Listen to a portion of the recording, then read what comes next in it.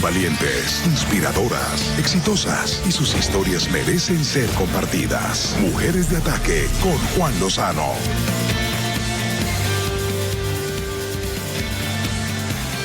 Bienvenidos. El sello editorial Vergara de Random House acaba de publicar Tu alma, una joya para pulir, de la reconocida coach Paula López Espinosa. Este sello se ha especializado en literatura espiritual. Ahí está Deepak Chopra, está Gibran, y ahora acaba de publicarse esta obra de quien se ha venido ganando un espacio en los medios de comunicación, en los centros de reflexión, a través de sus columnas en la revista Semana, en este campo trascendental, en momentos en los que la humanidad siente soledades, angustias, sobresaltos, iras, rencores. Joyera de profesión, habla del alma como una joya para pulir. Qué gusto tenerte aquí, Paula, bienvenida. Gracias, Juan, qué bonita presentación, me ha emocionado mucho. No, emocionado yo con que hayas aceptado nuestra invitación con esa agenda tan complicada, y además me dijeron, tiene que ser en esta semana porque te vas a recibir un premio a España. Sí, imagínate la belleza. El Grupo Pro Arte y Cultura, dirigido por la pintora reconocida Maite Espínola, otorga unas medallas y unos diplomas cada año en donde elige personas que han hecho sus aportes al arte y a la cultura. Entonces yo he sido elegida para recibir un diploma a la literatura espiritual. Está llena de diplomas y de reconocimientos. Hay una medalla muy importante del Ejército de Colombia. Se llama la medalla San Miguel Arcángel. Y esa medalla se entrega a quienes han contribuido con la restauración espiritual de nuestros hombres y mujeres de la fuerza pública. ¿Esa también la recibiste hace poco? Así es, así es. Hace aproximadamente 2 años, uno de mis regalos espirituales que me ha hecho la vida fue haber recibido la medalla San Miguel Arcángel por la restauración emocional de los soldados heridos de guerra. Este proyecto es uno de mis proyectos favoritos, Juan, en donde los fines de semana yo me llevo a mi centro de espiritualidad, Casa de Paz, a más de 40, a veces 50, 60 muchachos entre los 18 y los 20 años que han sido mutilados en esta guerra tan cruel que hemos padecido por tantos años los colombianos. Y estos muchachos pues reciben las prótesis de su cuerpo, han perdido sus piernas, han perdido sus brazos, han perdido también muchos de ellos su rostro, la vista. Y el gobierno les da sus prótesis para el cuerpo. Y yo siempre tenía la inquietud de quién les da la prótesis para el alma. Así que creé este proyecto de restauración emocional en donde ellos por un fin de semana conviven con universitarios de todo el país y empiezan a tener estas convivencias en donde comparten sus dolores, comparten sus heridas, y así logramos la restauración emocional de tantos jóvenes, más de 2.000 al año. Para nuestros televidentes, Paula, ¿cómo una joyera que había estudiado en las mejores academias de joyería, que había abierto puertas en Europa y en los Estados Unidos, que había conseguido el éxito en la joyería en muchos países, sí, decide de pronto cambiar de la joyería, cambiar de pulir joyas a pulir almas? A pulir almas.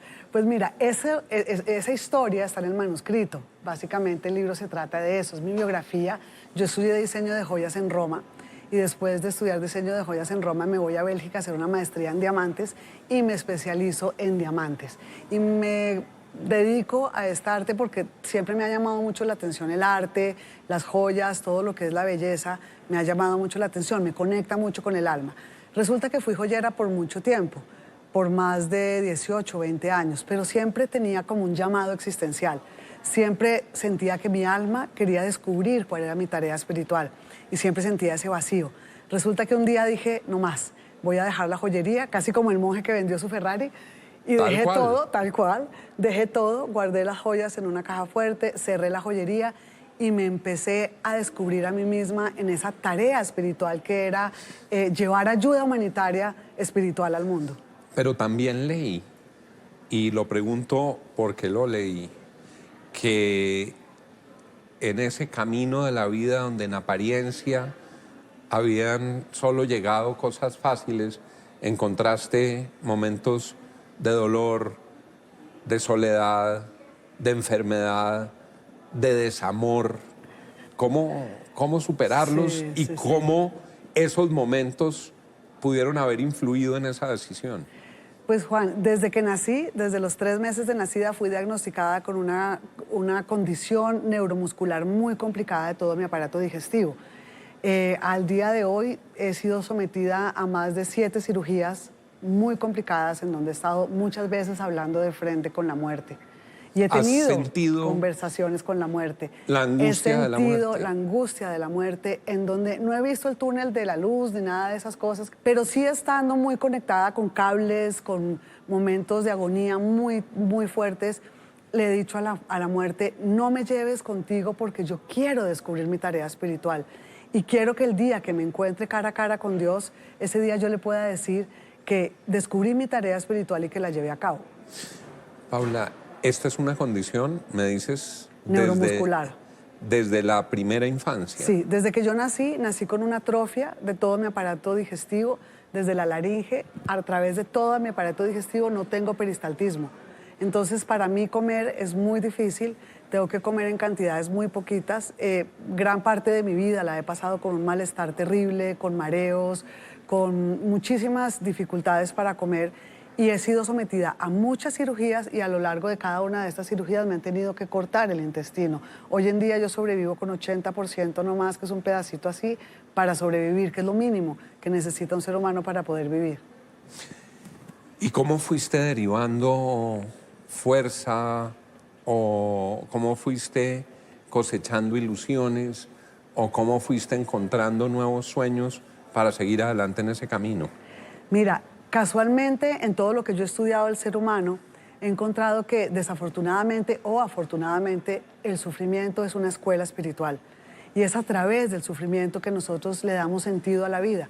Después de que el ser humano tiene una crisis, bien sea de salud, bien sea de amor, económica, y cuando logra superar esa crisis, como yo lo hice y como yo lo sigo haciendo cotidianamente, porque no me he curado y es algo que padezco todos los días de mi vida, cada vez que yo sé que tengo la oportunidad de vivir, que tengo la oportunidad de contribuir con mi vida, que mi vida puede servir para algo, entonces es ahí en donde le encuentro el sentido a la vida y en donde recupero las fuerzas para seguir viviendo. Has contado siempre con apoyos y afectos muy amorosos. Tu padre es un empresario muy reconocido y muy querido en Colombia, empresario, experto en arte. Sí. Byron, tu mamá es otra mujer de ataque, sí. Pionera de la cultura en Naciones Unidas, presidenta de la Liga de Lucha contra el Cáncer muchos años, en la actividad política, ha escrito libros, ha sido embajadora.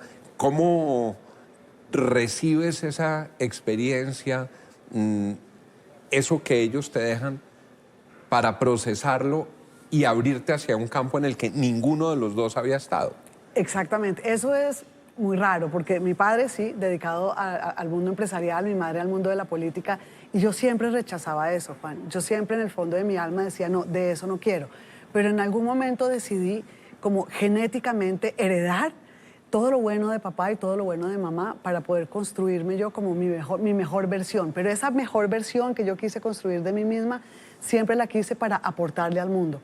Y yo siempre digo que lo que quise y lo que sigo queriendo y por lo que sigo trabajando, y ese es el propósito del manuscrito, es poder aportar al mundo, es poder llevar esa ayuda humanitaria, pero espiritual, porque siempre tú encuentras las organizaciones que ayudan con enseres materiales, con mercados, con cobijas, con medicinas, pero al final, ¿qué pasa con el alma? ¿Qué pasa con el alma de la gente que está sufriendo? Cuando uno repasa tu historia, está llena también de renuncias. Tu centro de paz implicó renunciar a comodidades, comprometer tu propio patrimonio, sí. Sacrificar muchas cosas que tenías para que esa causa, con personas que no tenían la manera de pagar, que no tenían la manera de recibirlo, finalmente fuera exitosa. ¿Cómo calibrar esas renuncias? ¿En qué momentos dices, yo que recibí estas cosas, hoy prefiero entregarlas para cumplir con una misión espiritual?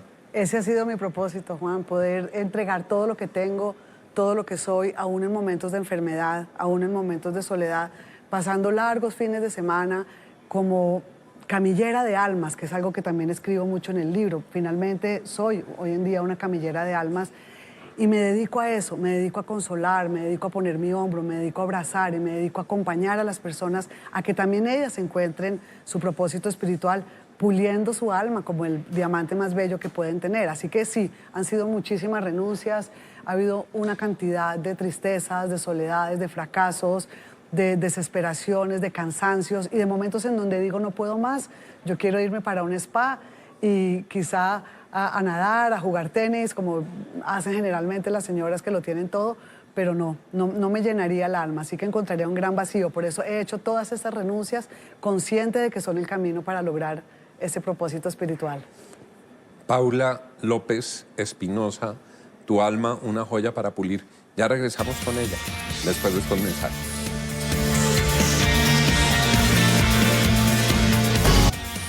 Hace poco en este programa hablamos con una experta en comercio exterior y decía que era indispensable que en Colombia pusiéramos los escáneres aduaneros para que no metieran contrabando. Hay que traer escáneres, decían. Oí al ministro de Comercio en el mismo tema y al director de la Policía Fiscal y Aduanera. Lo que no me esperaba era encontrarme el concepto del escáner del alma en lo que escribe Paula López. ¿Cómo es el escáner del alma? ¿Es que acaso lo escanean a uno? Sí. ¿Cómo es eso? Sí, yo me dedico a eso, Juan. Me dedico cuando hago los acompañamientos espirituales a mis consultantes en mi atelier de coaching existencial, del cual hablamos hace un rato. Pausa. Atelier de coaching espiritual. Sí. Eso es un centro, que es un atelier de coaching espiritual. Bueno, yo había oído atelier de joyas, atelier de moda, atelier de coaching espiritual. Exactamente. Pues mira, yo me inventé ese término. ¿De dónde me invento yo ese término? Pues porque como tuve toda la vida mi atelier de joyas, en donde diseñaba joyas para Saks Fifth Avenue en Nueva York, diseñaba joyas especializadas para cada persona que venía a mi atelier y yo hacía una joya al gusto de cada persona. Cuando decido cerrar la joyería, entonces hago toda mi preparación académica, me certifico como coach, estudio logoterapia, que es el pensamiento de Víctor Frankl, El hombre en busca de sentido, un libro que recomiendo que lean. Y ya tengo toda mi capacitación para poder acompañar a las personas en el momento de sufrir, entonces abro mi consultorio. Mi consultorio se llama Atelier de Coaching Existencial o Espiritual porque acompaño a la persona a diseñar su mejor versión. ¿Cómo acompaño a la persona? Que cada uno mire su alma, claro, a ver cómo quiere ser. Claro, entonces ¿Y cómo es lo del escáner? Yo entonces hago un escáner del alma. En la vida cotidiana nosotros tenemos dolores físicos, ¿verdad? Una persona puede tener una gastroenteritis, una persona puede tener unas migrañas crónicas, te puede doler la rodilla. Y tú muchas veces, por el afán de la vida, sigues viviendo de afán, sigues viviendo como a toda velocidad, porque pues la vida te lo requiere. Hasta que llega un momento en donde la rodilla te dice, no, Juan, no puedo más, me está doliendo mucho, tienes que ir al médico. O tienes una taquicardia, o tienes algún problema digestivo. En la vida espiritual y en la dimensión espiritual pasa igual. Tú tratas de seguir viviendo con tus dolores espirituales, con tus dolores emocionales, y tratas de ignorarlos, y tratas de seguir la vida normal como si no pasara nada. Eso es lo que yo encuentro en mis consultantes. Las personas llegan a mí cuando dicen, la vida me duele, el alma me duele, el corazón me duele. Es decir, me duele mi pareja. Son esos dolores internos tan difíciles. Exactamente. Me duele mi matrimonio, me duelen mis hijos, me duele el duelo de un ser querido, me duele los problemas que tengo en el trabajo, pero no sé qué pasa, no sé qué es lo que me pasa. Si tú tienes un problema en la rodilla, porque te está doliendo la rodilla, vas al médico y el médico te tiene que hacer un escáner para diagnosticar qué está pasando y para darte así un tratamiento. De igual manera, en la dimensión espiritual. Yo me siento con la persona y a través de toda una metodología empiezo a formularle unas preguntas, que es un poco como el diálogo socrático que mantenía Sócrates con sus conciudadanos, y empiezo a preguntarle una cantidad de preguntas para detectar en dónde están esos dolores. Y esa es una metodología tuya. Sí, es o sea, tú vas pasando el escáner a partir de esas preguntas y ahí vas pudiendo construir el diagnóstico sobre esas penas, ese sufrimiento, ese dolor. Exactamente. Te pregunto por otra dimensión que es muy interesante, como escritora en Semana, como columnista de Semana. Te escuché decir que esa columna tenía también un propósito en la vida colectiva de estos países atribulados. Así es, así es. Yo tuve la oportunidad de pues, ser aceptada como columnista, como ensayista en semana.com, en donde pueden encontrar este bálsamo para el alma, porque hoy en día estamos viviendo una neurosis colectiva, Juan. Todas las personas están angustiadas, todas las personas no saben qué es lo que está pasando con estos estallidos sociales. ¿Por qué? ¿Por qué se producen esas angustias? Porque no entendemos. ¿Cuál es la razón? Porque no elevamos nuestra conciencia, porque vivimos en la superficie de nuestra vida, de nuestra conciencia, vivimos en lo fútil, vivimos en lo banal, vivimos en lo material y porque vivimos en la queja. Generalmente yo encuentro que la gente vive siempre presa de la insatisfacción. ¿Cuál es el antídoto de la insatisfacción? La gratitud. Si nosotros nos levantáramos todas las mañanas y dijéramos, ¿por qué tengo que dar gracias hoy? Porque tengo salud, porque tengo quizá dinero para coger un bus para el Transmilenio, porque tengo personas que me aman, porque no estoy solo. Entonces pudiéramos apelar a la gratitud y esa gratitud, viendo todo lo bueno que tenemos, es el antídoto de la queja. Fíjate que hoy en día cuando tú llegas a una reunión social, cuando tú hablas con tus familiares, con tus amigos, siempre está presente la insatisfacción. Las personas no hablan de lo que tienen, las personas no hablan del amor, no hablan de la gratitud, hablan siempre de sus carencias. Y esa es una invitación que yo hago a través de estos ensayos y de estas columnas. Veamos lo positivo que tenemos y agradezcamos por ello. También pueden ustedes buscar, hay muchos videos de Paula López en YouTube, en las distintas plataformas y en tus propias redes sociales. Sí. Y esperamos también tenerla en esta casa de RCN con algo que estamos preparando para el año entrante, que venimos ya un tiempo, preparando. Esos videos, tú misma montaste un estudio de televisión para sacarlos. Sí, yo tengo un estudio de televisión en donde tengo un programa de televisión que se llama Coaching con Paula. Coaching con Paula. Ese programa de televisión está presente todos los lunes a las 8:30, pero también cuando la gente no lo alcanza a ver en televisión, al otro día lo tengo en YouTube. Y el último capítulo del libro tiene un regalo maravilloso y es que tengo 10 meditaciones que las puedes escanear con un código QR y puedes acceder a esas meditaciones. Aquí está. Cada una de estas meditaciones está con este código. Exactamente.